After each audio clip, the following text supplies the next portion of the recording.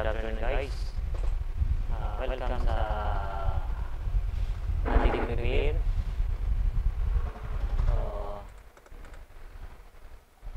hindi pala nakasirit ang ating camera. So, wait lang, I forgot.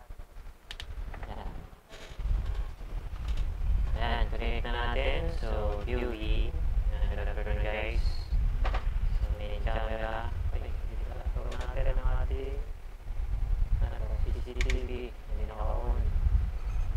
Okay. Microscope present. Nakaibit. Ayan. Ayan ang ating ano ngayon. Repair. Monitor. Present ba? Naku, patay.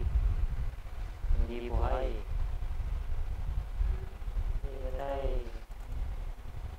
Activate. Activate.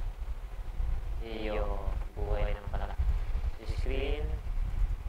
Main. So yan. Responsive. Ang ating yan. So ito yung ating repair guys. Good afternoon pala. This is Tech Jonathan. So ito yung ating repair. Gigabyte. Ano to RX ano? 70? 4GB? Ito yung ating repair sa today. Responsive. Malinis. Pero itim na itim. Madumi yan guys. Ayan. Madumi siya. Tanang lupa. So, madami lupa dito sa side na to. So, problem nito ay display. Okay. First, we need to test one. So, mabilisan lang. Oops. Wala pala lang yung camera dito. So, hindi tayo naka-order kasi ng USB port. Okay, tester natin. Kung may shorted. Dito. So, reading ay 0.400. So, ito siya. 0.500, 3.3, 0.200, ito, 0.8 volts, 0.0300, so good, so VRAM, 0.0200, so good sa po yan. So ito ay DCI, I don't know, DCI tawag yan, basta 0.9 volts, so good. Siyempre ito, shorted yan pag tinester. Okay, so ang ating text plus minus, so goods, lahat sa goods. Ito, voltage tester tayo. Wala tayong shorted, nakita. Full goods, so tester natin. Para kuryente naman.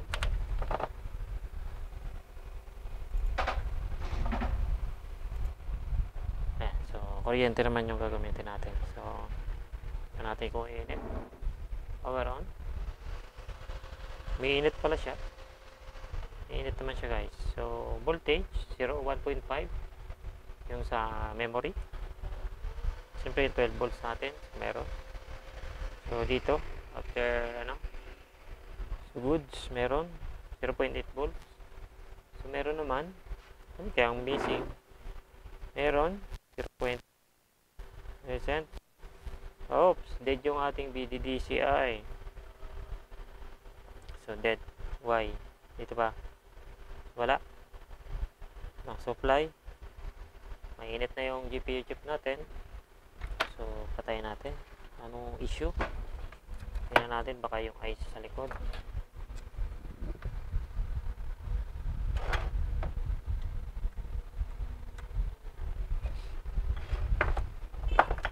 So, dead dito.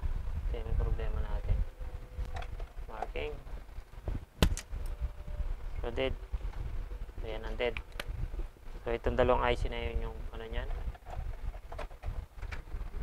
So, dead siya. So, hindi naman siya shorted kanina nung tinesting natin guys eh. 0.0300. Hindi naman siya shorted. Yung ating high side MOSFET, hindi din shorted. Ay! Parang shorted guys yung ating wait lang. shorted. Change value guys. So ito, ang reading ay 0.300. Tapos yung gate, ang reading ay 0.300 din. So, shorted siya. Ito isa, 0.600. Kaya lang minsan yung ganito, nagtutupak to eh. Yeah, so, sira yung IC guys ito. So, kaya lang. Ito.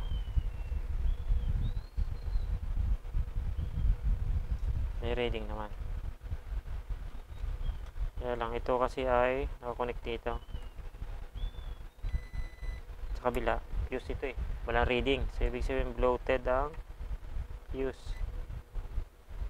Oo, bloated nga. So, dahil ito ay shorted. So, may papalitan tayong IC. Palitan natin yung IC na isa.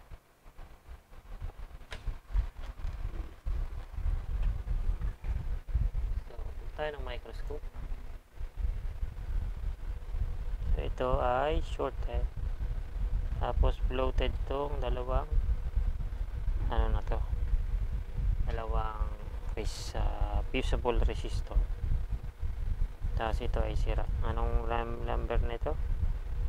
6414. So meron tayo niyan. So remove natin yan. Paganto.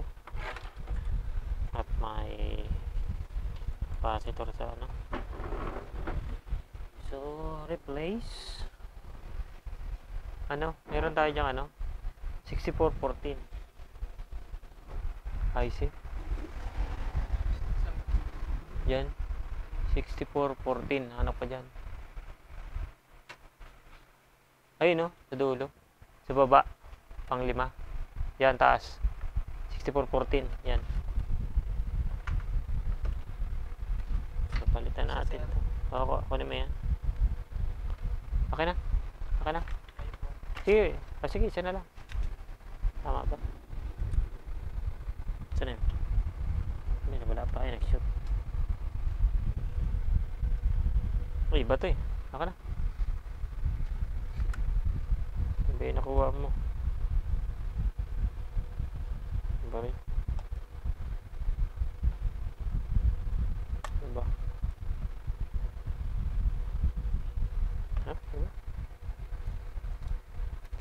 Marami ako nito eh. Diba? Ano ka na ba yung 6414 yan?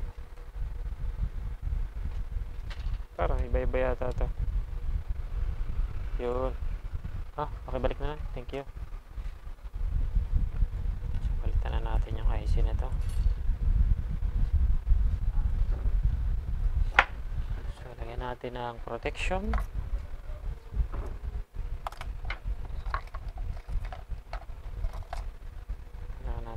Protection para hindi madali ang ating capacitor.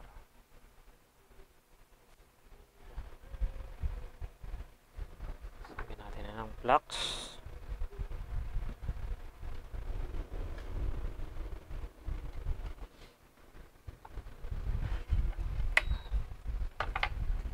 Maglagay tayo ng face mask.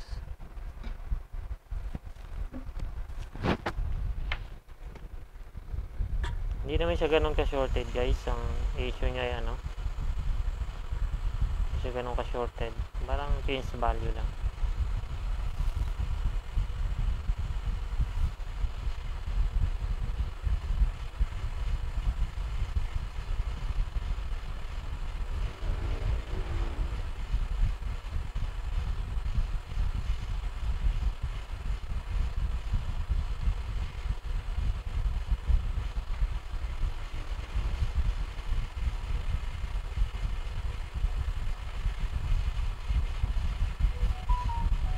Initin natin tong isa. Pero hindi naman yan yung repair natin. Kasi may capacitor kasi dito sa isa. Kung nainit na yung PCB, pwede na yan. Wala, nasunog yung ano. Nakalimutan ko tanggalin. Nakalimutan ko tanggalin ang ano. Yung pan connector, nasunog. Bagay, marami naman tayo nito pumalit. So, ayan. Kalimutan ko. Hindi ka nang masunog. Hindi ka nang masunog ang pan connector.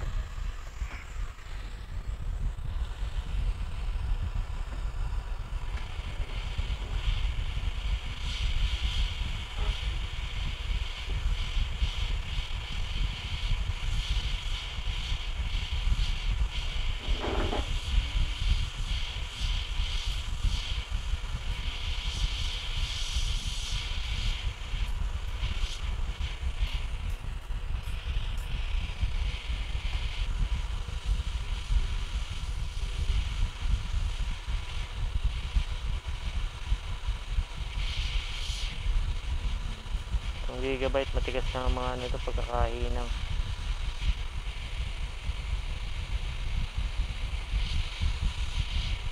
Tigas ang hinang nito eh.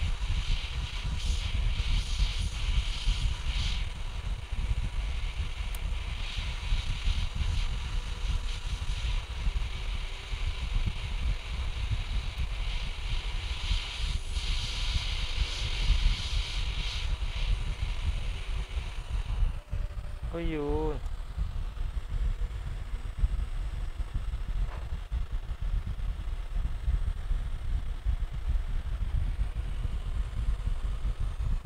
Sayang ang init.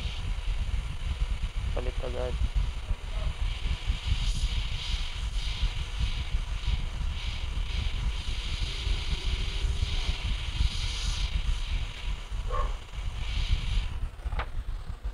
Natin ang flux. Malambot.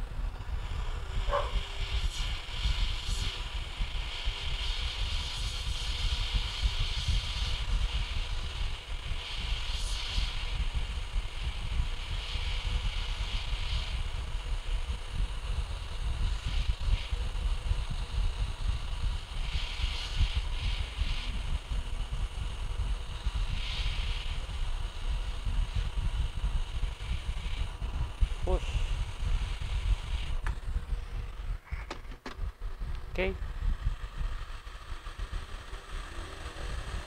Okay. Tapos palitan natin ang dalawang resistor na to. Open siya.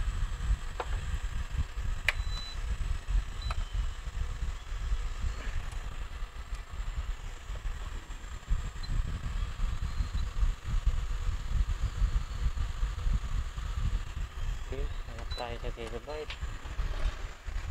Gigabyte. Sino mga gigabyte dito? Ayan dito, gigabyte. Kunin na rin natin to, pamalit.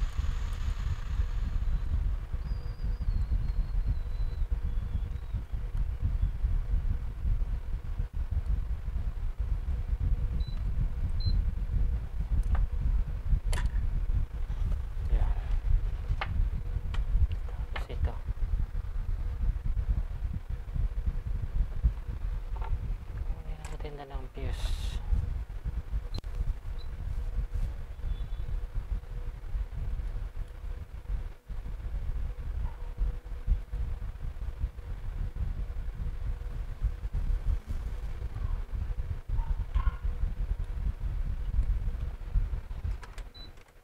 Okay.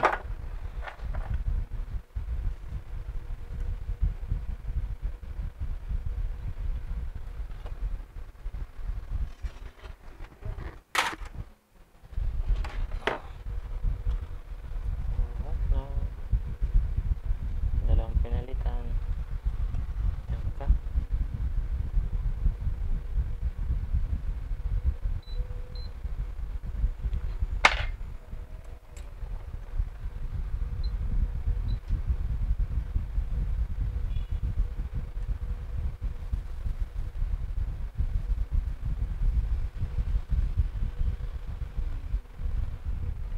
Okay. So, kinisin natin.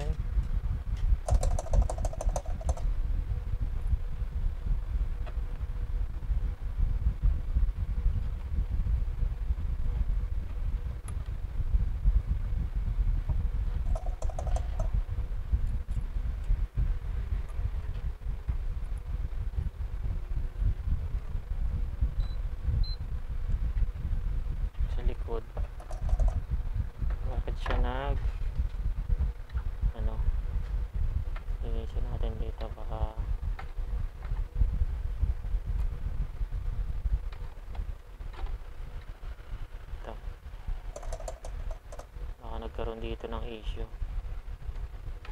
May dust eh. Yan eh. Marami na. Subukan natin siya. Linisin. Linisin natin.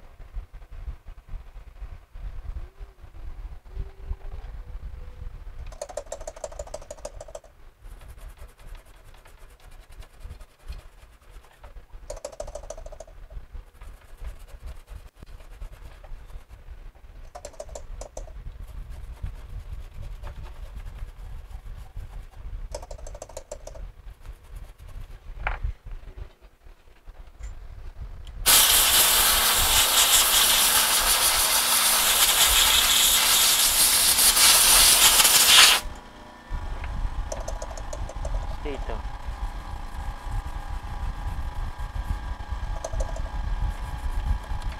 Bakit siya nag-spark?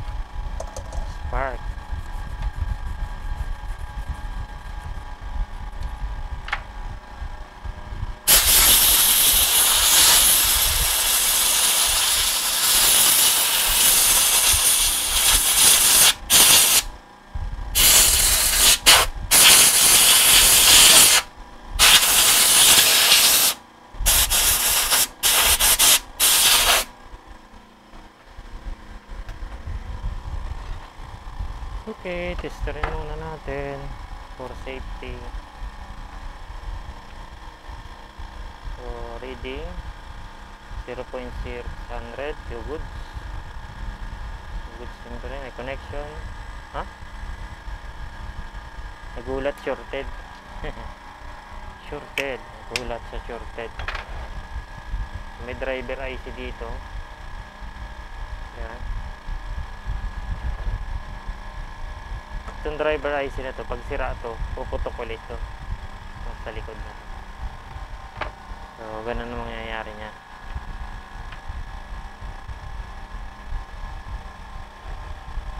Ito pala, dahil pala papalit dito.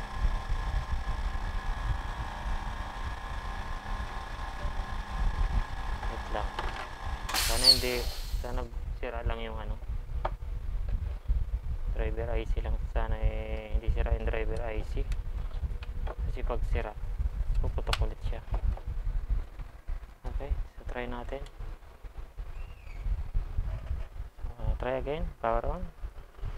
Sabi na eh, pumutok ulit yung dalawa. Oh, sad. Ulit, just ulit sa simula.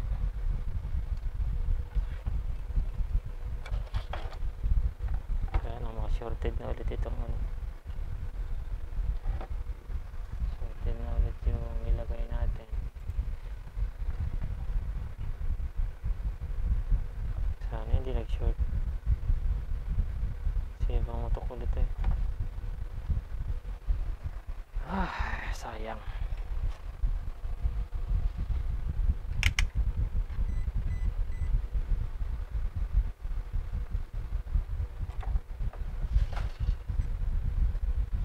Shorted na ulit.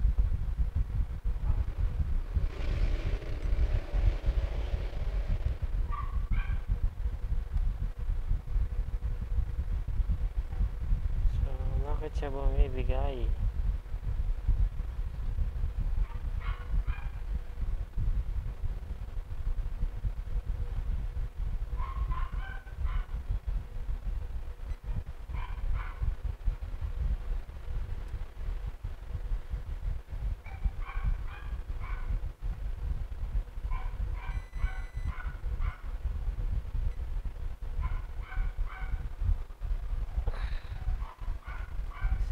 Tinanggal natin kanina. Ay, ano ba yan? Ito pala. Natin ito kung shorted. So,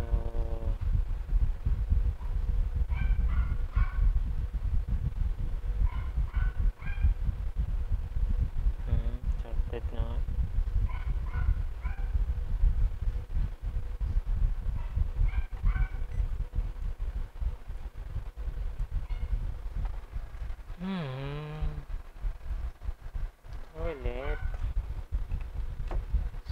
ng driver ay isa sa likod.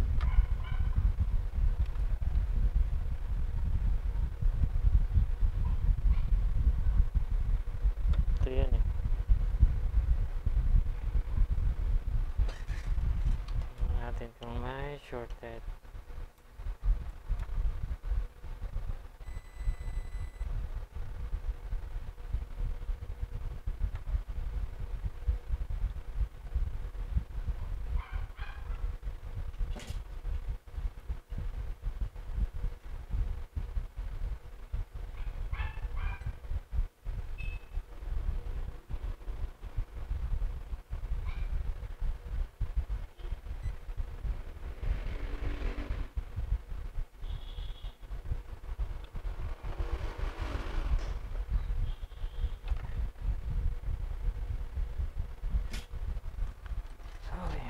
Shaklap. Mapulit tayo.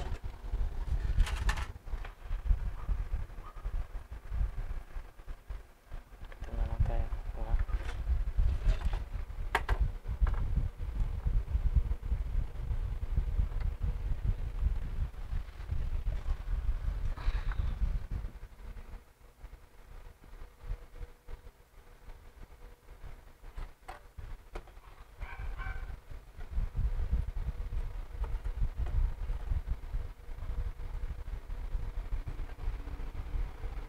Itong dalawa. Ito muna.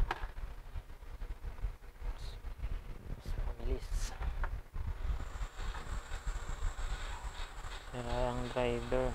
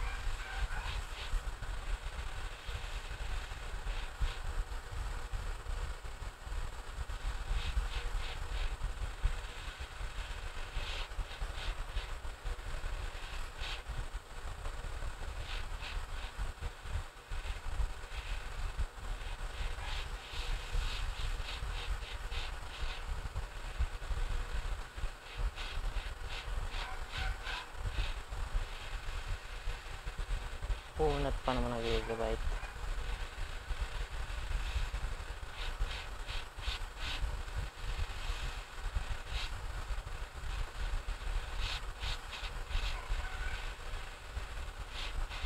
Punat na ganito.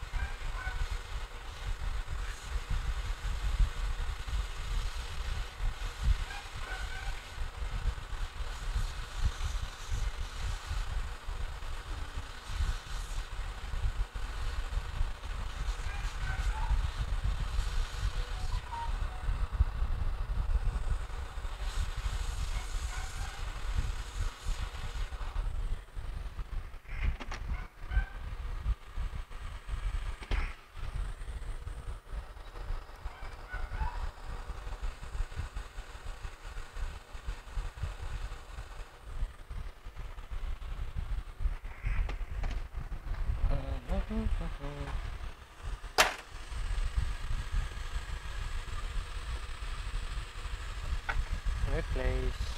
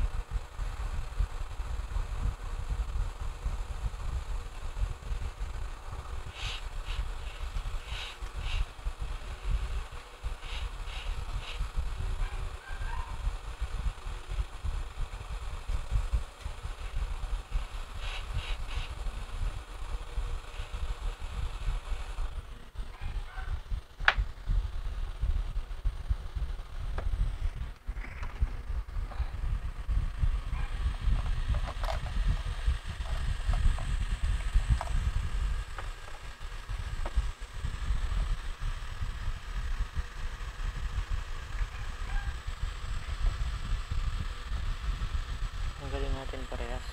Ito shorted.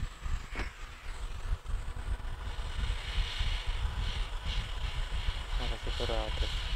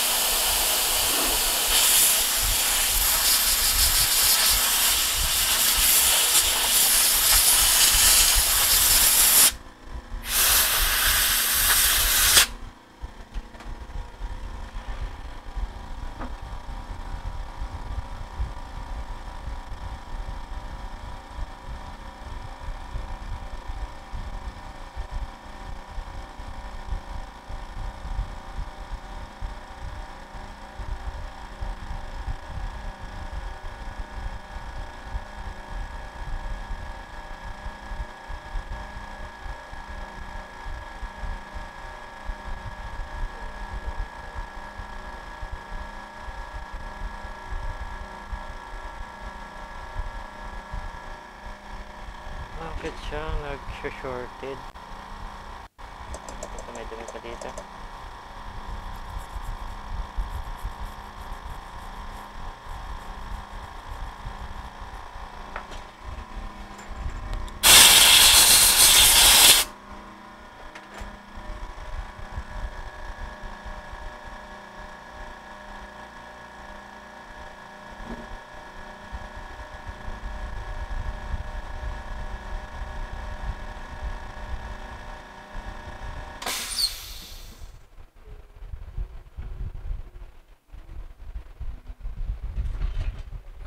Check naman natin to.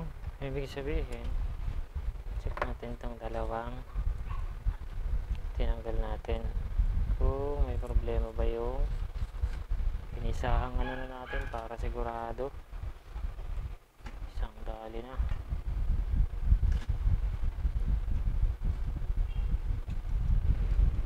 So ito ay wala namang reading. May reading tayo 0.5. Okay, nag-connect. Off. Okay. So okay itong isa. Ibig sabihin hindi low side. Ito ay shorted. Yan, ito yung high side 64 no. Tapos ito yung 6354. 6354. Okay.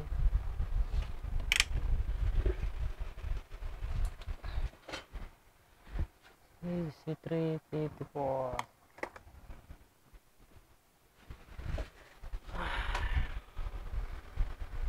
Ano bang nakapalagay dito?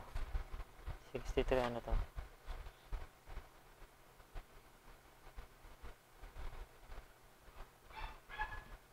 So, iba yung kinabit natin. 6354. So, okay lang yan. 14 din yung pinagpunan. So, try ulit natin. Ay, sorry. Kung ganun ulit. Pag na ganun pa rin, ay, ibig sabihin na may problema siya sa mga VRAM or connection itong dalawa. GPU chip at VRAM. Let's try. Surprise! Power on. Oh, hindi umusok. Ibig sabihin, it's a good.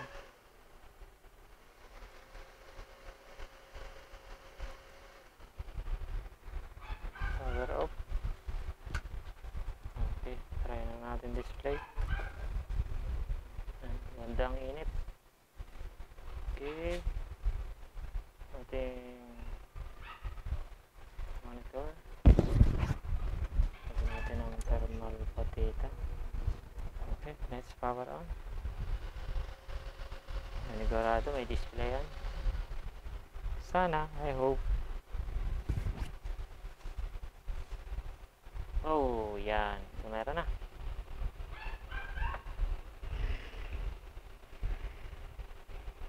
Yan guys, may display na tayo. Okay, so success. Power up. So, may tama yung driver IC nya. Okay naman na siya. Okay, paano ay nag-work? Okay. So, ang sira niya, high side MOSFET at saka driver IC. So, driver IC yung may tama sa kanya. At saka, kaya siguro ano yung ano. So, nandito. So, ito siya guys. Bali yung sira niya, itong driver IC at saka isang high side MOSFET at saka dalawang resistor. Okay, so yan yung naging issue niya. So okay lang yan kahit nabalatan guys kasi gawa ng ATR. Yung puti lang naman yung natanggal. But it's okay, it's working fine parehas. Okay, hindi naman siya sira. Pag titignan natin sa microscope, siya po ay buo. Okay, nabalatan lang siya. Pero okay lang po yan. Tutukla pa lang yung ibabaw. Yan, but buo po siya. Yan, as you can see, wala sunog. Okay. So, okay na guys. So, yan ang ating update from Video Card Repair. So, this is a Gigabyte RX 570 4GB dual fan. Okay, no display. Okay. lang guys. This is Jonathan. Bye for now.